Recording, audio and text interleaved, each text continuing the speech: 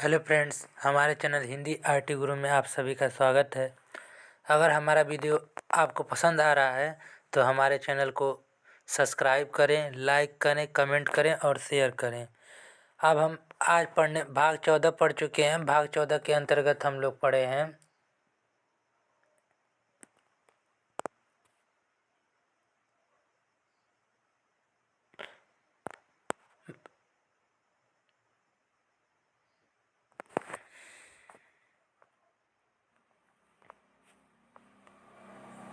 भाग 14 के अंतर्गत यूपीएससी हम लोग पढ़ चुके हैं, यानी संघ लोक सेवा आयोग पढ़ चुके हैं।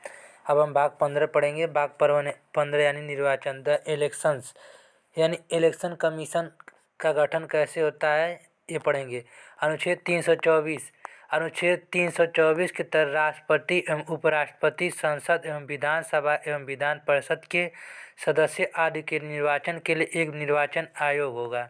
यानी प्रेसिडेंट और वाइस प्रेसिडेंट, पार्लियामेंट और विधानसभा एवं विधान लेजिस्लेटिव असेंबली के सदस्य आदि के इलेक्शन के लिए एक निर्वाचन आयोग होगा।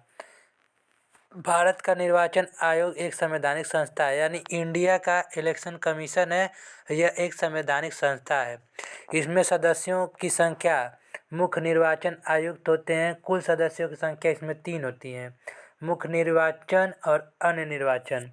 मूल संविधान में एक सदस्यीय निर्वाचन आयोग कर दिया गया, यानी मूल संविधान में एक संसदीय निर्वाचन आयोग कर दिया गया, लेकिन 1993 में बहुसदस्यीय निर्वाचन आयोग कर दिया गया है। इनका नियुक्ति यानी निर्वाचन कमीशन की नियुक्ति राष्ट्रपति के द्वारा की जाती है। इनका कार्यकाल, निर्वाचन इलेक्शन कमीशन का कार्यकाल 6 वर्ष का होता है। पदावधि 65 वर्ष या 62 वर्ष अन्य निर्वाचन आयुक्तों के लिए। वेतन 2,50,000 रुपये यानी 2.5 लाख रुपये मासिक वेतन इनका होता है, जिसे भारत की संचित निधि से दी जाती है। त्यागपत्र, यह अपना त्यागपत्र भारत के राष्ट्रपति को दे सकते हैं।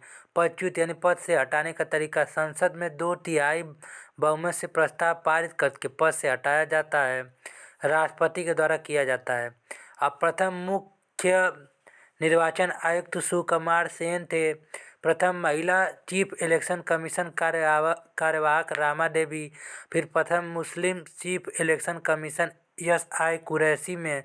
वर्तमान समय में चीफ इलेक्शन कमीशन है राजीव कुमार। नोट 324 अनुच्छेद 324 में निर्वाचन आयोग का गठन है, यानी अनुच्छेद 324 में इलेक्शन कमीशन का गठन है। अनुच्छेद 325 के तहत निर्वाचन आयोग प्रत्येक निर्वाचन क्षेत्र के लिए मतदाता सूची यानी वोटर लिस्ट तैयार करता है। अब अनुच्छेद 326 के तहत नागरिकों को सार्वभौमिक वयस्क मताधिकार प्रदान किया गया है, यानी अनुच्छेद 326 के तहत नागरिकों को सार्वभौमिक वयस्क मताधिकार प्रदान किया गया है। अब हम पढ़ेंगे अनुच्छेद 327।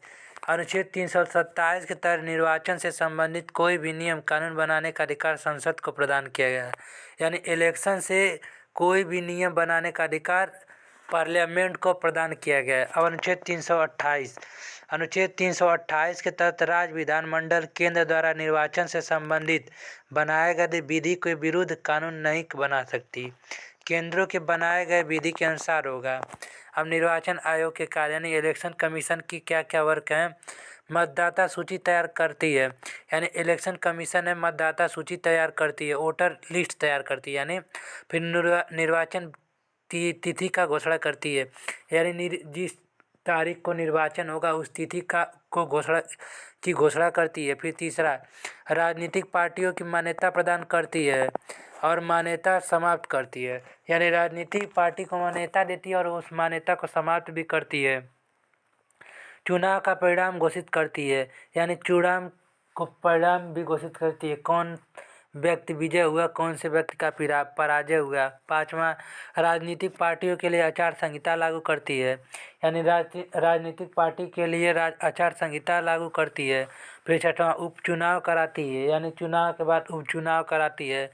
फिर सातवां, धांधली होने पर पुनः मतगणना या निर्वाचन कराती है, यानी किसी भी तरीके का गलत निर्वाचन होने से पुनः मतदान या निर्वाचन कराती है। फिर 8वां, राजनीतिक पार्टियों को चुनाव चिन्ह आवंटित करती है, यानी राजनीतिक पार्टियों को चुनाव आवंटित कर, जैसे समाजवादी पार्टी का चुनाव चिन्ह है साइकिल, बहुजन समाजवादी पार्टी का चुनाव चिन्ह है हाथी और भाजपा यानी बीजेपी का चुनाव चिन्ह है कमल। ऐसे ही सिंबल को आवंटित करती है।